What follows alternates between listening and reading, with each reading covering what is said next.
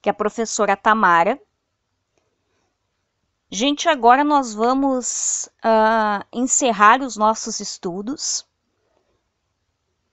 falando aí da primeira fase do modernismo, tá?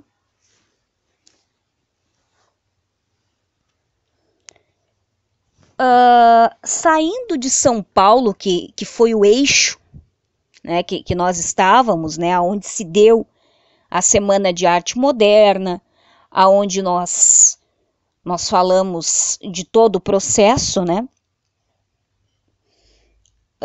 e também do Rio de Janeiro, né, que são duas grandes capitais desse eixo, São Paulo e Rio.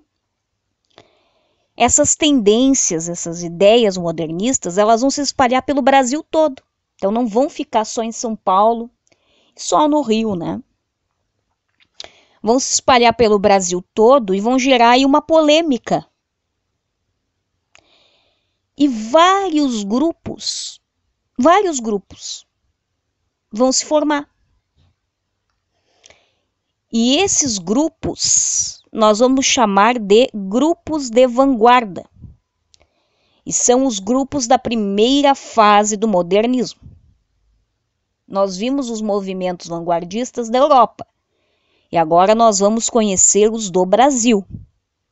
Certo? Então, na primeira fase do modernismo, que é uma fase que vai de 1922, que é quando nós temos a Semana de Arte Moderna, até 1930, tá? Nesse período, gente, nós temos o surgimento de várias revistas de arte, tá? Todas essas revistas são de curta duração. Nós temos revistas em São Paulo, no Rio de Janeiro, em Minas. E temos a nossa revista aqui no Rio Grande do Sul, que ela é uma revista aí de 1925, que é a Madrugada. Tá? E essas revistas surgem junto com alguns grupos de escritores que têm aí uma proposta diferente para a literatura. Esses grupos, gente, nós temos assim, ó, uma divisão. E o primeiro grupo que a gente vai falar é o grupo que se chama Movimento Pau-Brasil. Tá? Então, o pau-brasil já é uma coisa que a gente sabe que é nossa. Então, a gente vê que é uma roupagem nova, mas com a cara do Brasil. É um movimento que ele foi lançado mais ou menos em 1924 com um cabeça. E esse cabeça é o Oswald de Andrade. Tá? A posição desse grupo, gente, é uma posição primitivista. Tá? Nós temos aí uma poesia que visa o redescobrimento do mundo, o redescobrimento do Brasil.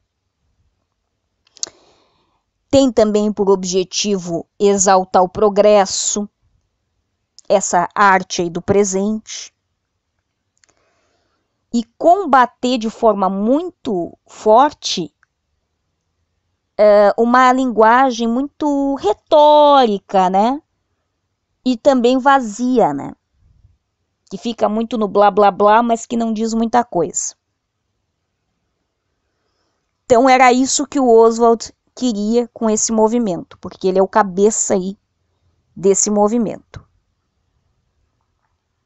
E não é à toa que se intitulou Pau-Brasil. Como também não é à toa que nós temos um outro movimento que se chama Verde e Amarelo. Tá? E também o grupo da ANTA. Então, tudo coisas que remetam mesmo à brasilidade. Nesse movimento Verde e Amarelo, ele tinha assim, uma questão que era não se contagiar com essas ideias da Europa.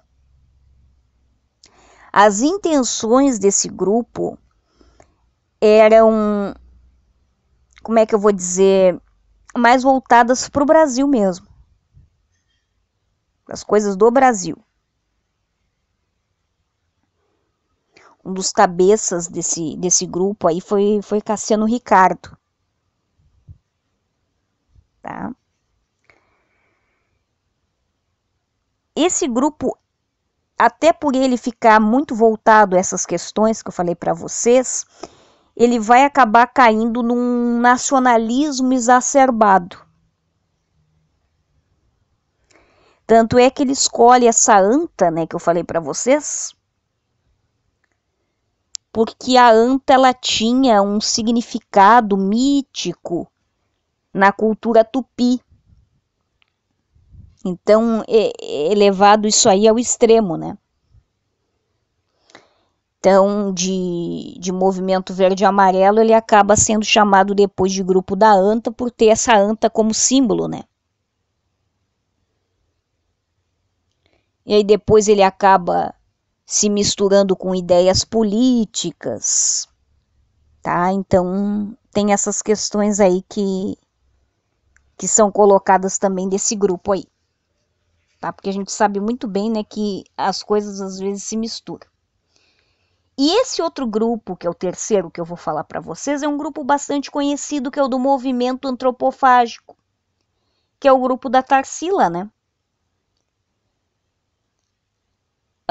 Nós temos aí uma publicação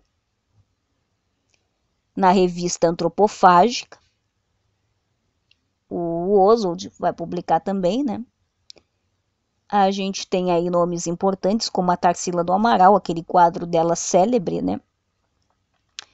Então esse movimento ele remonta muito ao primitivismo, tá? Então por que movimento antropofágico?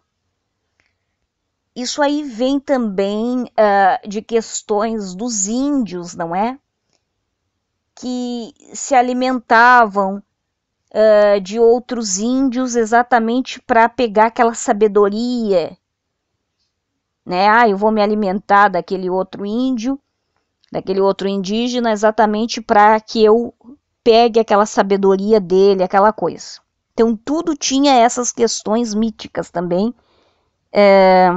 nossa, né? Então isso aí é muito importante da gente se colocar.